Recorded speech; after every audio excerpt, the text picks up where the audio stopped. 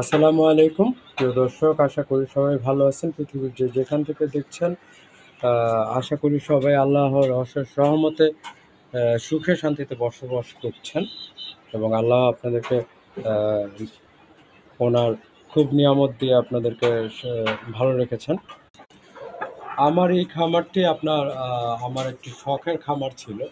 এই খামারটিতে আমি ওরকমভাবে সময় দিতে পারছি না এখন। সেই কারণে এখানের যত মোরগ মুরগি আছে সবগুলো আপনার সেল করে দিব। এই যে দেখেন আমার টাইগার মুরগির বাচ্চাগুলা, মাশাল্লাহ, আল্লাহর রহমতে আপনারা যারা দেখবেন এবং যারা নিবেন, এদেরকে রাখবেন, তারা অবশ্যই আমার আশা এবং আমার যতটুকু আপনার কনফিডেন্স আছে, আমি বলতে পারি যে আপনারা লাভবান হব ইনশাল্লাহ।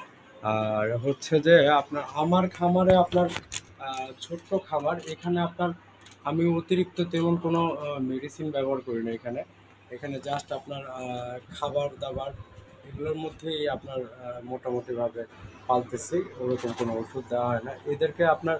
জাস্ট ঠান্ডা জ্বরের জন্য মাঝে মধ্যে ডক্সি এভিড ও মাইক্রোনিট, এই দুইটা মেডিসিন আমি আমার খামারে ইউজ করে থাকি। এবং আমার এই খামারে এই দেশি মুরগি আছে কিছু। এই যে দেখেন, দেশি কিছু মুরগি আছে, মোরগ মুরগি। একটা ফার্মি আছে, এগুলো ডিম পাড়তেছে। রানিং রানিং মোরগ মুরগিগুলা রানিং মুরগিগুলাই আমি সেল করে দিব চিন্তা ভাবনা করছি।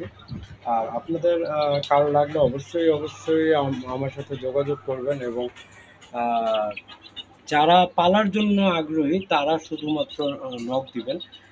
খাওয়ার জন্য কারো ইচ্ছা থাকলে বাজার থেকে কিনে নিয়ে খাবেন। আমার এগুলো হচ্ছে যে আমি শখ করে পালি। মূলত হচ্ছে যে আমার এই খামারটা বলা যায় বাচ্চা উৎপাদন করার জন্য। ছোট্ট পরিসরে আমি কিছু মোরগ মুরগির শখ করে পালতাম।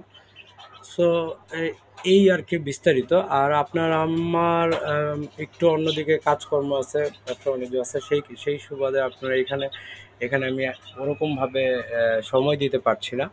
সো এদের সাথে ইনজাস্টিস হয়ে যাচ্ছে আমার মনে হচ্ছে। তো সেই কারণে সেল করে দিব। আর এগুলো আমার অনেক শখের মোরগ মুরগি। এখানে বাজার থেকে মোরগ মুরগি শুরুতে আমি কিছু মোরগ মুরগি কিনেছিলাম। আর এরপরে এখান থেকে আমার কোনো যাই আছে, এখানে যাই দেখছেন, এগুলো সবই আমার ঘরের ফুটানো বাচ্চা। এরা আল্লাহর রহমতে ম্যাক্সিমাম যেগুলো আছে 5-6 মাস বয়সের, আমার বয়স যাবত আমার এখানে আছে।